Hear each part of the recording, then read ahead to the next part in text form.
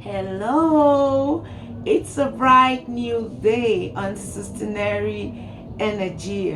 With you today is Barrister Egbe Eyongakumbe, your usual specialist in the field.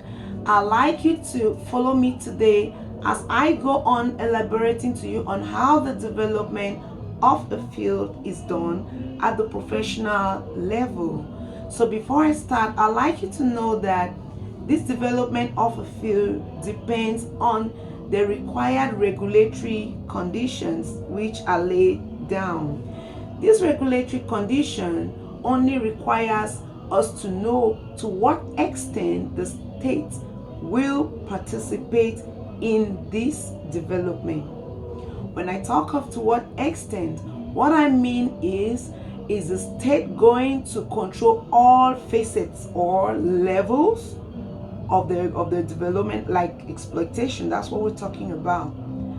Secondly, we'll be asking ourselves, is the state going to control all the development activities taking place during exploitation? Thirdly, we'll be asking ourselves this question: the state is going to participate in the development. Okay, what about the development activities? What about participating in the extraction of the natural resources? So those are the three key steps. How is the state going to control all the facets or levels of exploitation?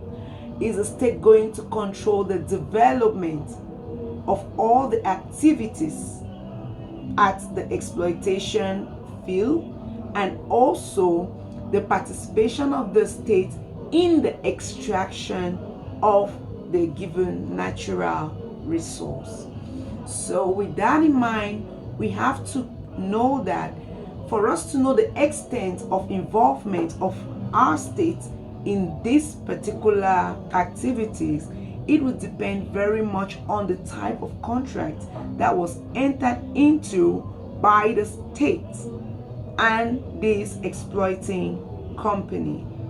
For example, in Cameroon, if you have a production sharing contract, the terms and conditions stated out in that contract will determine the degree of involvement of the state in the activities taking place during the exploitation.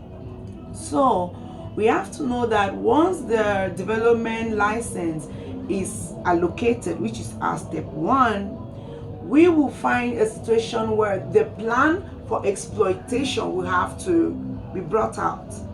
So in your step one, there's allocation of the development license, and in step two, there is approval of this plan for exploitation. So when the plan for exploitation is approved, then the exploiting company can go on to develop its field. Of course, based on the conditions which we had stated earlier on as being what is laid down or meted out in their contract. So this is exactly how a plan for development of a field is done. Hoping that this very brief class was of great help to you, which I know it was.